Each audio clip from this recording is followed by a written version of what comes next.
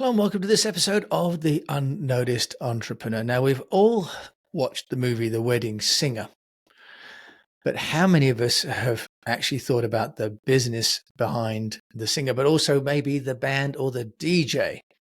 Now, if you've been someone that thought about having a business that could be general, but then you start to think about niching down, today's episode, today's entrepreneur is going to really give you a great case study, a great example of how niching down can really help your business to thrive. We're talking to Chris Troka today, who has a company in Milwaukee, and it is a wedding DJ business. And Chris is going to tell us the journey, how they got through COVID and how they've built this to be an award-winning DJ service. But he's also going to tell us about automation and how he and his cohorts have built actually an AI-powered chatbot to remove the friction in the sales process. So stick around. He's going to explain how they've done that and how they're managing to have technology replace the people so that they can carry on the dance floor. Chris, welcome to the show. Jim, thanks so much for having me. What a fantastic intro. I'm ready to have fun. Well, me too. I hope that's okay. And I have offered Chris a way to double his money, double his business. So stick around, and at the end of the show, I'm going to give Chris a little piece of advice that I think can double the size of his business. Okay, Chris, but before I give you what may not be a pearl of wisdom after all, but before we go there, let's talk about you and the wedding DJ business. I mean, why would someone have a DJ business and watch people get married and, throw flowers at each other every weekend? Right. Absolutely. I think we all kind of question, why is it what we do, why we do it, what is it for? I think for me, I was kind of stuck working that 9-to-5 job, wondering what's going to be that next step. I always wanted to own a business, and I knew I had to do something about it. So I kind of took my old sound and lighting equipment from the band days and started to DJ for parties and anniversaries, because weddings honestly seem super complicated. And I swore I would never, ever, ever do a wedding. I promised myself that. A couple years into business, I realized, okay, this isn't so bad. I tried one wedding and we actually turned out to be pretty fantastic at it. So I realized I only want to do weddings now. There was just a big mind shift.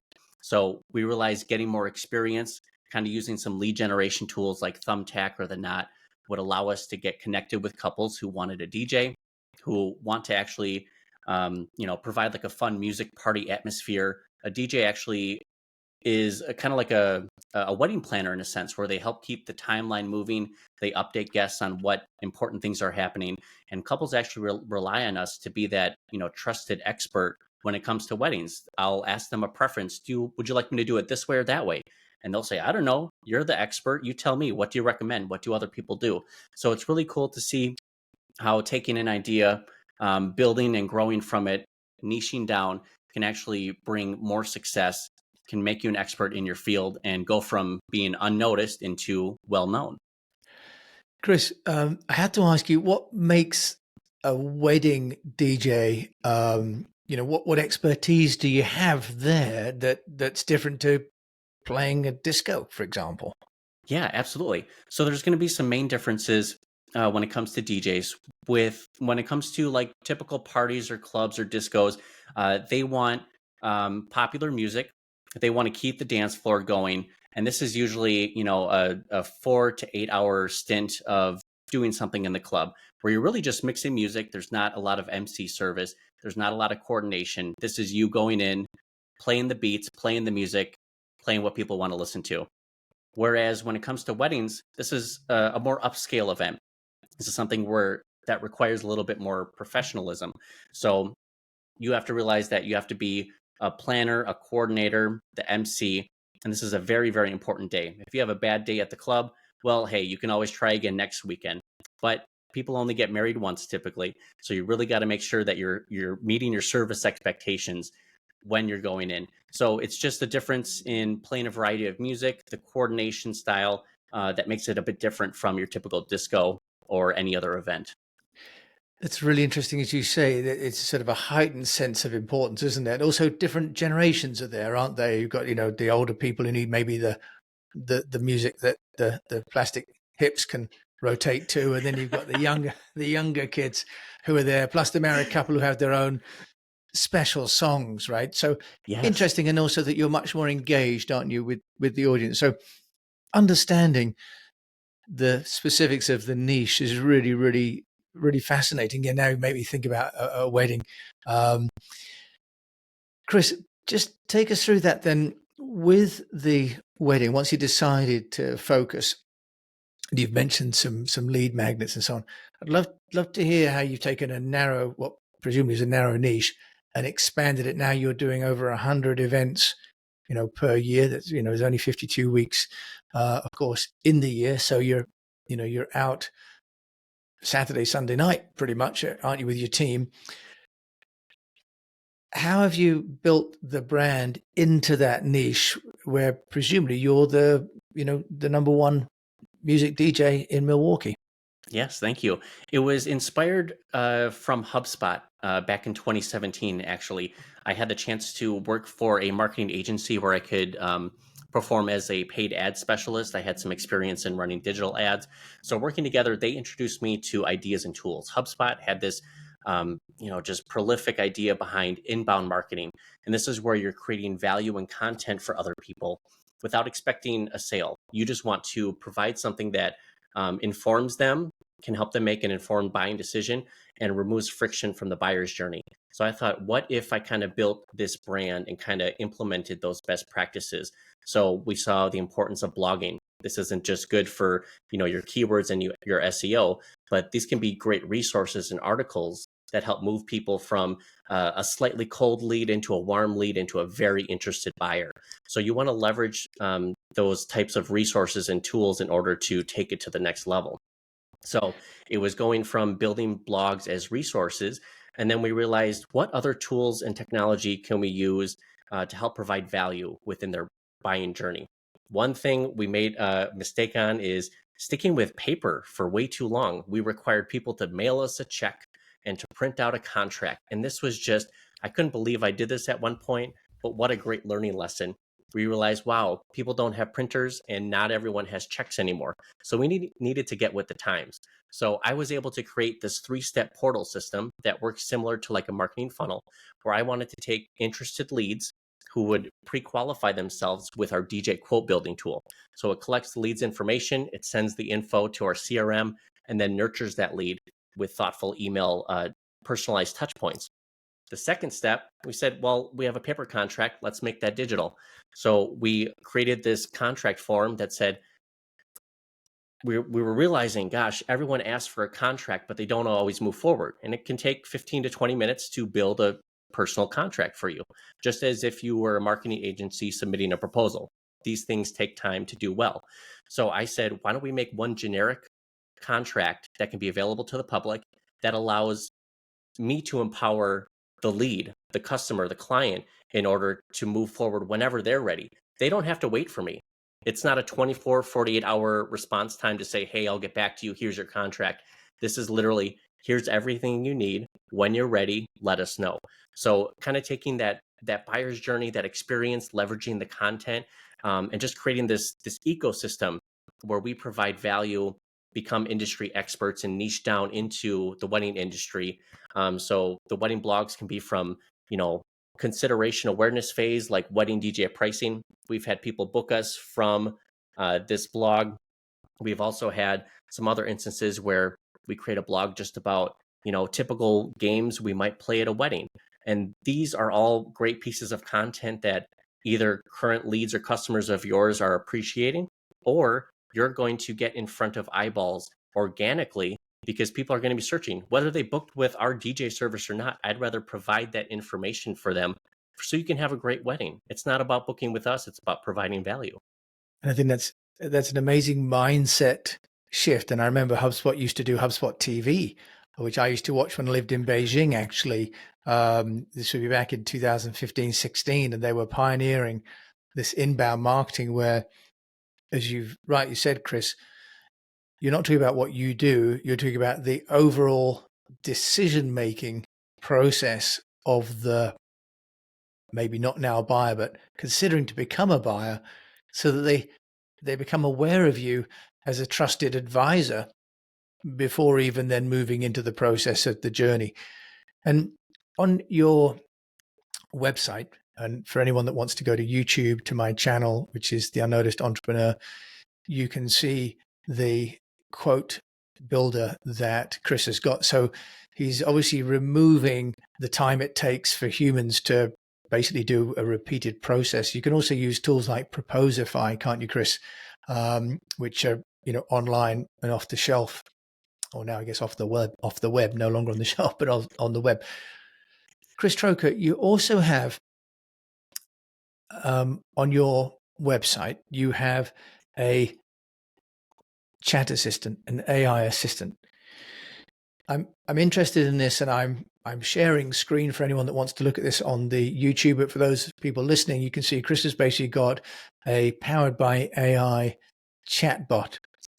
Chris, tell us how useful this is for you, because it's another way to manage what are effectively repeat questions, aren't they? Because the wedding process is pretty similar, although the bride and groom change and the music may change, the process is the same. So tell us, how do you use this AI chatbot?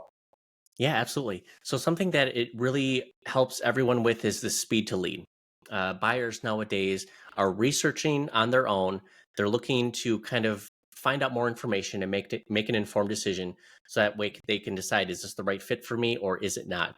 So speed to lead is really important for them to get the questions answered right away. And you just need to make it super simple and easy for them to find that information. And what better way to provide that within a chatbot? Now, typical chatbots, you have very predefined if then sort of statements where you take the person through the journey, but it's a predefined. It's you have to walk this path or that path in order to get the information. We realized that if we could take the learning language model, that sort of typical, natural conversation style of ChatGPT from OpenAI, and if we could direct with prompts and have it siloed within information, maybe it can read your website, collect video, or learn it from a PDF. If you could take that collective knowledge and put that into a chatbot, what would that do for your customer service experience? And we realized, one, we can get speed to lead increased by 300%. You no longer need to have a human interaction in order for them to get the information that they're looking for.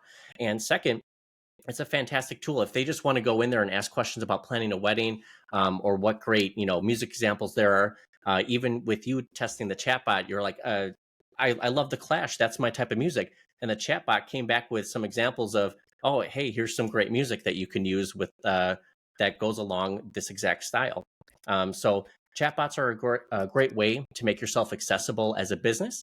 And then depending on what that's powered by, that can really leverage your speed to lead and then answering customer questions. Again, we're just trying to remove friction and make a better experience for the client. Yeah, and Chris is just sharing here, because what I did was I wrote into their chat bot. I said, I need some tunes into the chat bot. I didn't say music. I said, I need tunes. And it said, of course, music's an important part of any wedding. What kind of music you're looking for? Do you have any specific songs or genre? And I just wrote The Clash. I wasn't talking about my marital status at the moment. I was still talking about music. And then it says, The Clash is a great choice for wedding songs. Their energetic and iconic song can really get the party started. Some popular songs by The Clash that you might consider include in your wedding: Should I Stay or Should I Go? I'm not sure you get away with that one on the wedding night, but you get the idea. So it's starting to have a conversation with me, and I'm in England and at one time zone, and the AI bot can be talking to me at any time that I need it, rather than when someone is in Milwaukee and awake. So, Chris, did you buy this off the shelf, or did you make it? Tell us about how you got this bot. Yeah, absolutely. So this bot is part of another much larger system where myself, a group of entrepreneurs, and a team of developers came together and said, we realize a need for a better CRM system. We need something that kind of has the powers and capabilities that all of these big box companies have access to, like the automation, the email, the follow up. But we also need something that's accessible to the small business owner, the typical entrepreneur. So our Our team, the developers, the other entrepreneurs kind of crowdfunded this idea.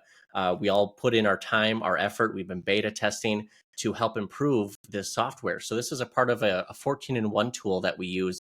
It's a drag and drop automation builder. It's a full service CRM. This is your entire marketing funnel in a box, powered with ChatGPT as far as your chat AI chatbot. Something cool that's coming down the pipeline here is because we saw the success of this customer service AI chatbot, we're now creating AI chatbot employees.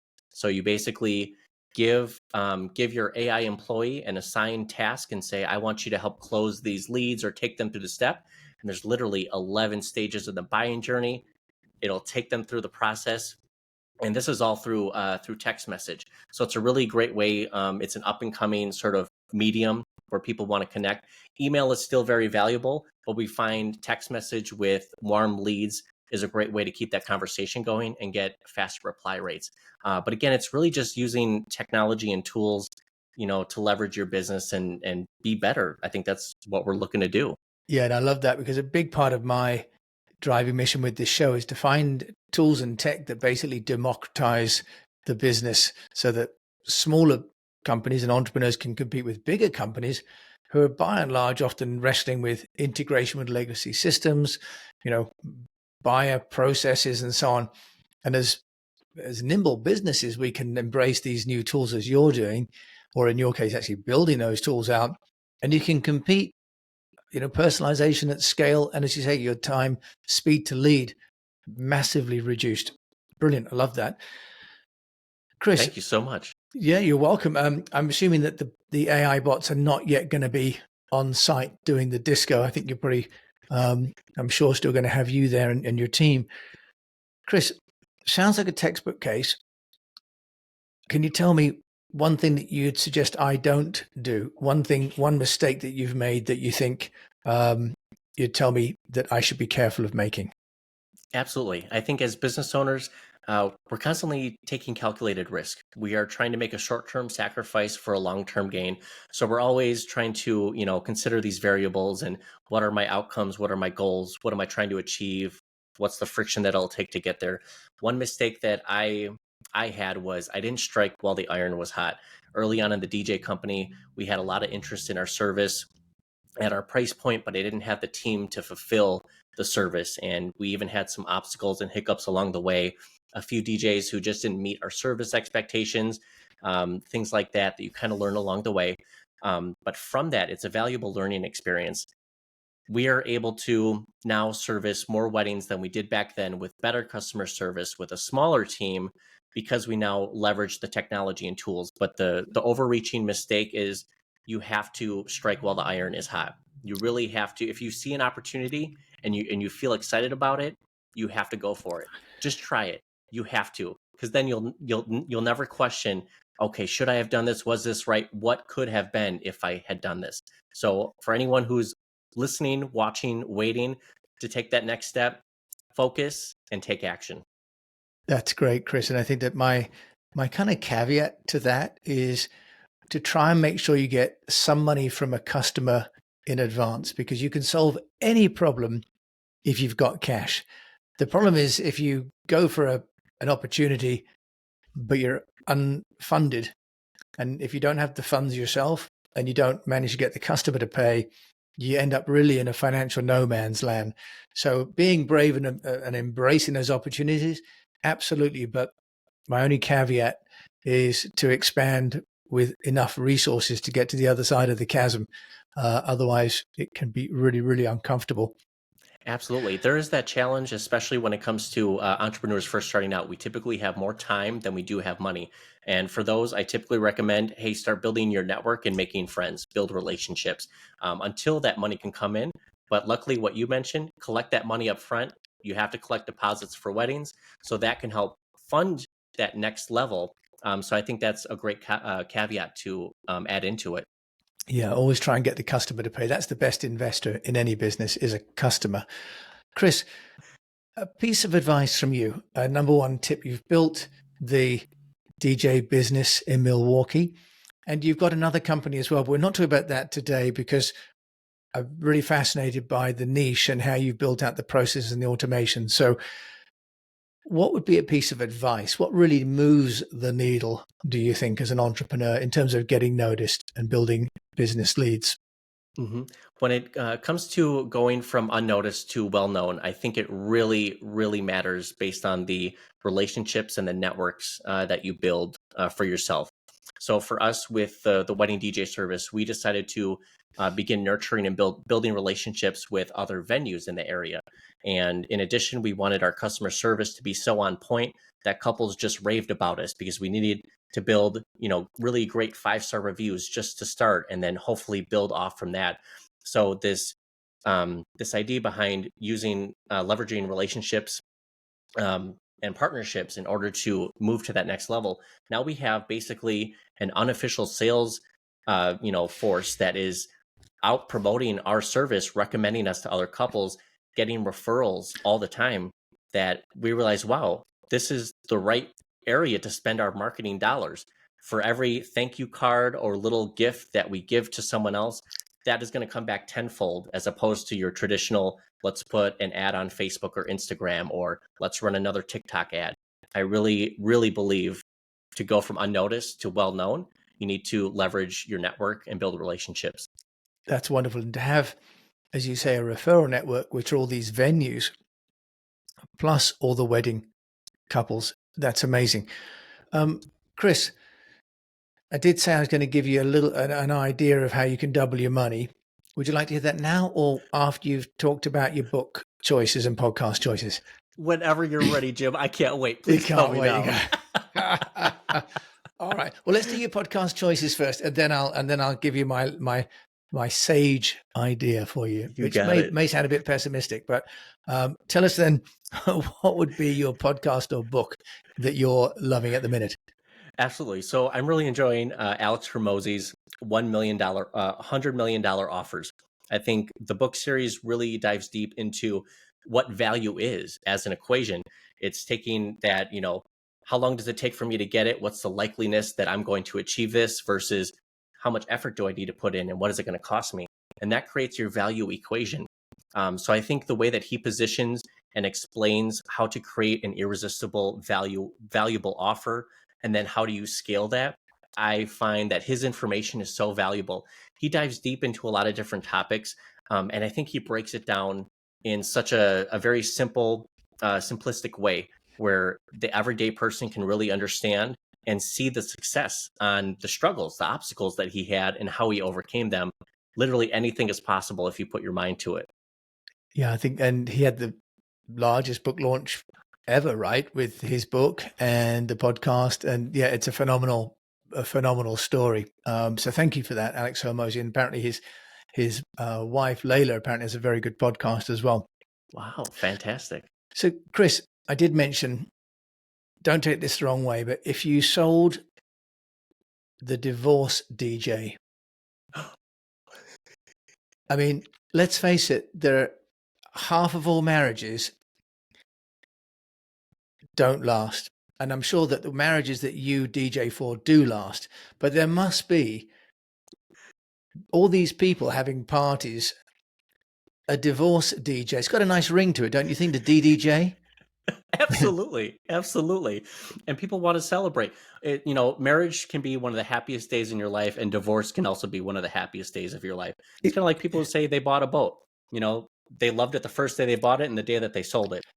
So it's kind of a perspective and perception thing. But it's funny that you mentioned divorce, because being in business for a while, because we built relationships and networks, we've actually had the opportunity. So not a divorce party, but second marriages. We come in and they loved us so much at their first wedding. They didn't love their partner so much, but they loved us as a DJ. They have invited us back to their second or third wedding, which has been fantastic. But of course, we are proud to say that basically 99% of our wedding couples actually stay together.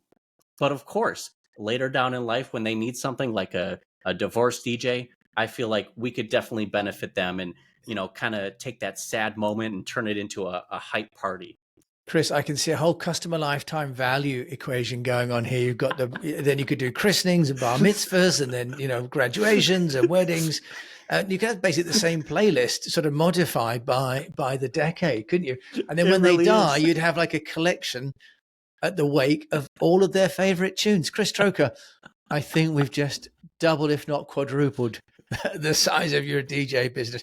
If people want to find out more about you and are probably tired of my rather sad entrepreneurial ideas, but are loving yours, where would they find you, Chris? Sure, people can find me on Facebook and LinkedIn by the name Chris Troka. They can also go to visit my website. You can check out the wedding DJ service at mupdjs.com, as well to check out some of the marketing side and the technology that we implement in a lot of our businesses. Feel free to head on over to focused-biz.com to find out more about the agency side of what we do. Chris Troka, that's Troka, by the way, for anyone dashing to find him on their website browser. Thank you for joining me on the Unnoticed Entrepreneur and shedding light on a whole new area of entertainment and entrepreneurship. Thank you so much, Jim. It was a pleasure. Thank you so much.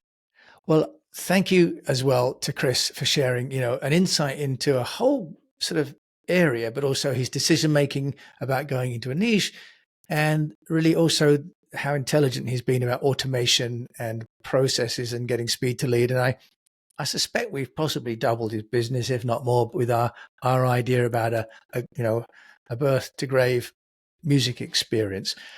So you never know what you're going to learn on this show. Thank you for joining me, Jim James, on the Unnoticed Entrepreneur. I hope you've enjoyed it. Do please leave a review and rate this on your player and share it with a fellow unnoticed entrepreneur. And of course, if you've got a wedding and you're anywhere near Milwaukee, give Chris a ring, and I'm sure they will do a great job for you. Thanks for listening to me, Jim James, your host of the Unnoticed Entrepreneur. And until we meet again, just encourage you to keep on communicating.